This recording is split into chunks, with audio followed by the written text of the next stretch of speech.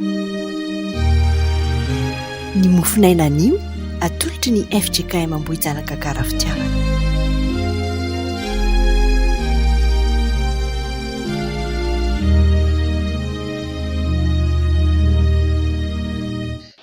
Ho an'izay malala an'Andriamanitra sady voantso ho masina, ho aminareo anie ry havana ny fahasoavana sy ny fiadanana avy amin'Andriamanitra sy Jesosy Kristy Tompo. Aoka hiderin'Andriamanitra isika amin'ny Salamy 100 manao hoe: miobio an Jehova ary tany rehetra, manompo an Jehova amin'ny fifaliana, mankanesa eo anatrehany amin'ny fiobiana. Aoka ho fantatrareo fa Jehova no Andriamanitra, izy no nanao antsika, ary azy isika dia olony sy ondry fiandrina. Midira eo amin'ny vavahady amin'ny fisaorana, ary eo an-kianjany amin'ny fiderana. Misaora azy, mankalaza ny anarany, fa tsara Jehova, mandrakizay famindrapony, ary miantra amin'ny taranaka faramandimby ny fahamarinany. Amen. Iara hivavaka isika. Ho anao misaotra, ny dera, ny laza ry Andriamanitra tsara indrindra ao, ny voninahitra dia anao hatramin'ny taloha indrindra sy ankehitriny ary ho mandrakizay. Andriamanitra tsy toy ianao, Andriamanitra mahery, tompon'ny fahefana any an-danitra sy etỳ an-tany. Eny ny fiandriananao dia maharitra ho mandrakizay. Fa Andriamanitra fitiavana ihany koa ianao ka tianay olombelona, na dia olombelona aza izahay, na dia feno fahotana aza izahay, eny tsinotsinona eo anatrehanao. Tompo, tianao izahay satria ianao efa tianay taloha. Menatra sy mangahay anefa izahay manoloana ny tsy fahatanterahanay. Koa amin'izao fohy indray izahay Tompo, ary mamelà ny helokay, mamelà ny fahotanay. Mba ho tafahombona aminao indray anesa, dia mandrenesa ny fivavakay Tompo, ary mitenena aminay indray araka ny fombanao.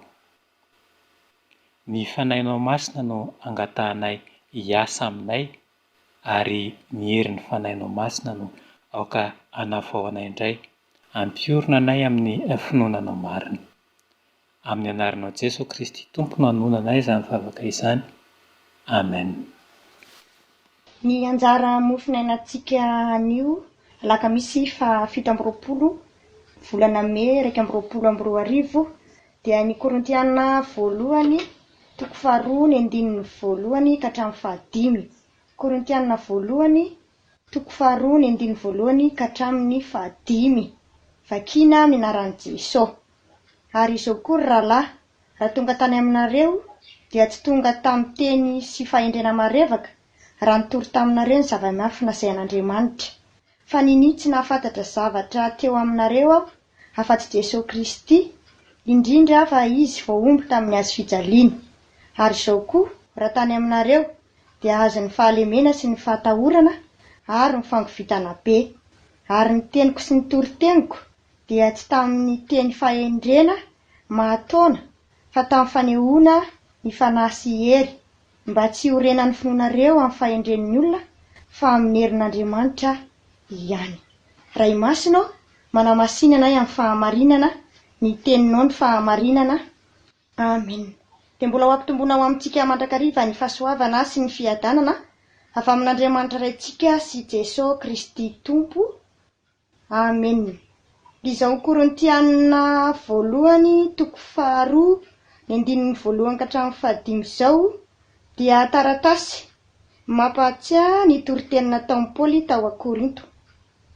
Korinto moa dia tanàna isan'ny nitorian'ny filazantsara.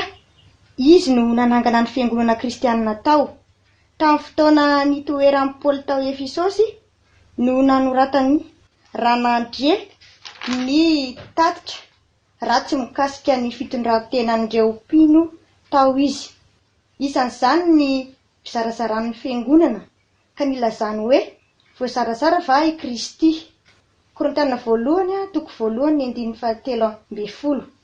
Raha ity 2:1 ka hatramin'ny 5 ity, izay anjara mofinainantsika anio ity izay efa novakina teo, dia zavatra telo no ampatsahivon'i Paoly.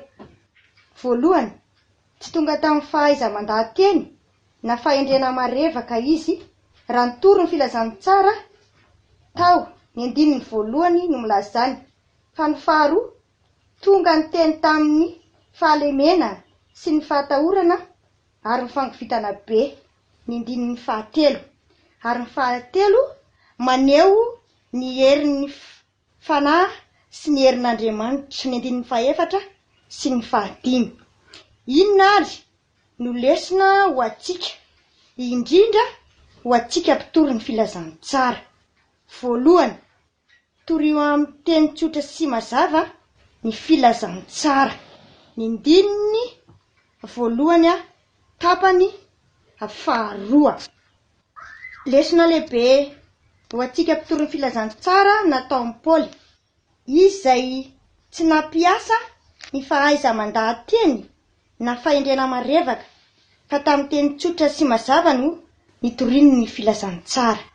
Ny antony, tsy nampiasan'izany fahaiza mandahan-teny sy ny fahendrena marevaka izany dia satria izany no nampiasain'ireo Grika mandresy lahatra ny olona mba hino ny fampianarany. Ny hoe teny sy fahendrena marevaka ambaran'i Paoly eto dia fomba fiteny sy fahendren'izao tontolo izao. Koa raha nampiasa io izy dia foana ny fitoriany ny azo fijalian'i Kristy. Korintianina voalohany toko voalohany andininy fafito ambin'ny folo. Ny fahendren'izao tontolo izao dia fahadalàna eo anatrehan'Andriamanitra satria tsy mino ny teny sy ny herin'ny azo fijaliana izy ireo. Fa ho an'i Paoly ny azo fijalian'i Jesosy Kristy dia herin'Andriamanitra hamonjena antsika. Fa ny lesona faharoa ho atsika koa dia ny filazantsara toriana.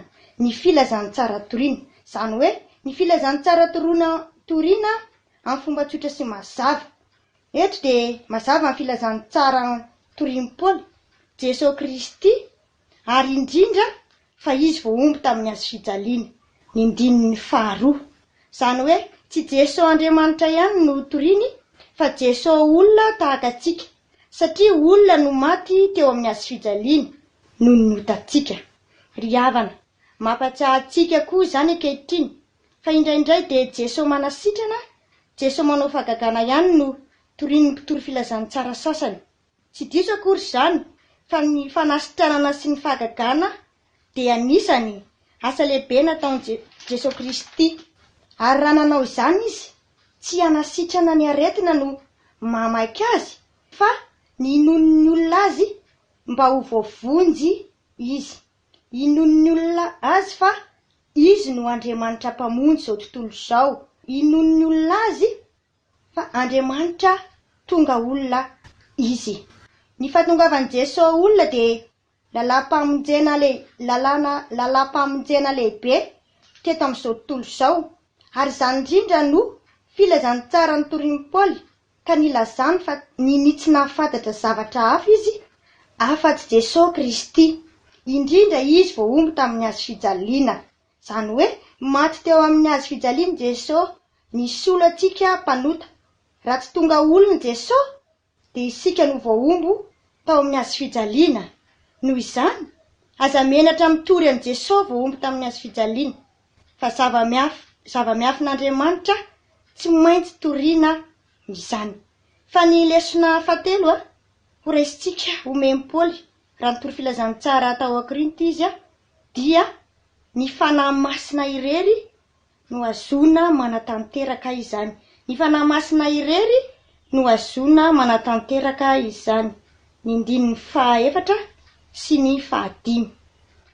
Tsy zava-mora tamin'i Paoly izany fitorianan'i Jesosy Kristy vao omby teo amin'ny azo fijaliana izany, satria Korinto dia tanàna lehibe, mpanan-karena sy olo-malaza no natao.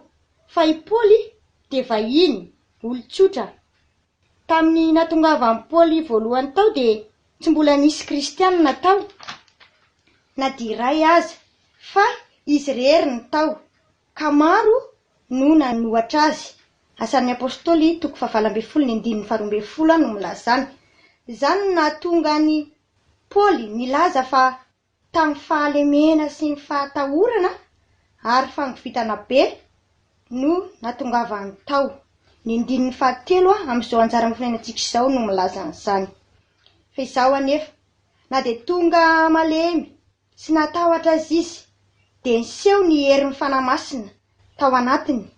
Hoy ny Korintianina 2:12 ny andininy 7:2 hoe fa ny heriko dia tanterahako amin'ny fahalemena. Izany hoe ao anatin'ny fahalemena sy ny tahotra no anehoan'Andriamanitra ny heriny ary asehony amin'ny alalan'ny fanahy masina izany. Ary izany no tao anatin'ny Paoly ka apatsahiviny eto amin'ny andininy 4. Ry havana, na inona ezaka ataontsika amin'ny fitoriana ny filazantsara dia tsy maefa na inona isika raha tsy eo ny fanahy masina. Ny fanahy masina irery no mahataona ny olona ino an' Jesosy Kristy voaombo tamin'ny hazo fijaliana. Ko angatao ny fanahy masina azahoantsika vokatra tsara amin'ny fitoriana ny filazantsara. Amen. Dia ho an'Andriamanitra irery ny voninahitra. Amen.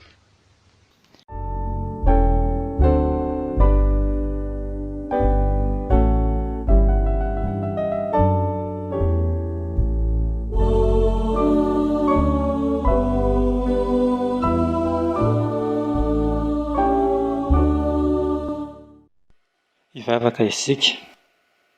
Tompo, misaotra anao izahay fa niteny taminay indray ianao tamin'ny ety androany ity. Tsy tenin'ny olona no raisinay fa teninao ilay Kristy Tompo, ilay mampiorina ny finoanay. Dia velomy mandrakariva amin'izany teninao izany Tompo ny finoanay ka hitombonay amin'ny fahalalananao sy ny fankatoavananao anie izany.